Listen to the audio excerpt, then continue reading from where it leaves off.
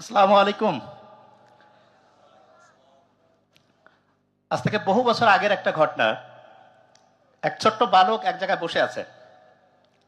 সেই বালকের সামনে ওই সময়ের সবচেয়ে শ্রেষ্ঠ যে জ্যোতিষী, সেই বালকের চেহারার দিকে তাকার পরে বলতেছে, তোমার হাতটা আমি একটু দেখতে চাই। ছোট্ট বালক যখন সেই সবচেয়ে শ্রেষ্ঠ জ্যোতিষীর সামনে হাতটা বাড়াই দিয়েছে, জ্যোতিষী হাত দেখে বাকরুদ্ধ হয়ে গেছে, কি বলবে বুঝতে পারছে না। ছোট্ট বালক আর এই জ্যোতিষীর মধ্যকার ঘটনা দেখে ছোট্ট বালকের বাবাকে ওই বালকের একজন আত্মীয় খুব দ্রুত ডেকে নিয়ে আসছে।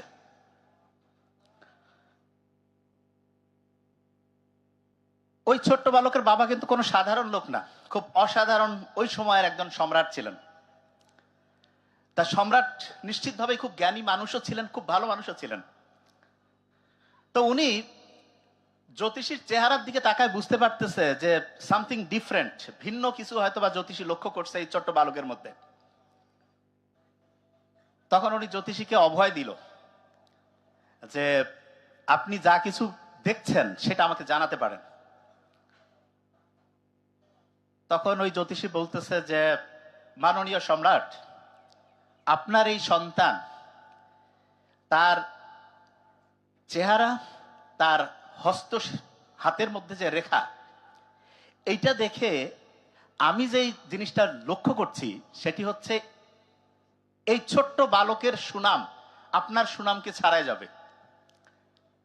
তো এই ঘটনা শোনার পরে বাপ যদি শোনে যে ছেলে তার মর্যাদাকে কাটিয়ে ছাড়িয়ে আরো সামনে যাবে, তখন একজন বাপ সবচেয়ে বেশি খুশি হয়। তা ওই সম্রাটও খুবই খুশি হয়েছে। খুশি হওয়ার পরে সেই জ্যোতিষীকে বলছেন যে আপনি কি চান। তা জ্যোতিষী বলছে যে আমি যেটা ভবিষ্যৎ দেখতে পাচ্ছি সেটা যদি সত্যি হয়, এইটাই হবে আমার জীবনের সবচেয়ে বড় চাওয়া।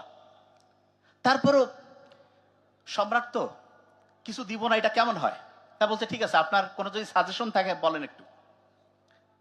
তখন ওই জ্যোতিষী সম্রাটকে কয়েকটা সাজেশন দিয়েছে, কয়েকটা বুদ্ধি দিয়েছে। এই বুদ্ধিগুলোর মধ্যে একটা বুদ্ধি ছিল যে এই ছোট্ট বালক কিন্তু সাধারণ কোনো বালক না, একে সবসময় আপনি আপনার আশেপাশে রাখবেন। তা সম্রাট চিন্তা করছে ওই সময়ের সবচেয়ে শ্রেষ্ঠ জ্যোতিষী যেহেতু এই পরামর্শ দিয়েছে, তাহলে আমার ছোট্ট শিশুকে আমার সাথেই রাখতে হবে। ছোট্ট শিশুর বয়স 8 থেকে 10, সবসময় সম্রাটের পাশেই থাকে। একবার হলো কি, ওই সময়ের সবচেয়ে শ্রেষ্ঠ ধনাঢ্য ব্যবসায়ী, ওই সময়ের চেয়ে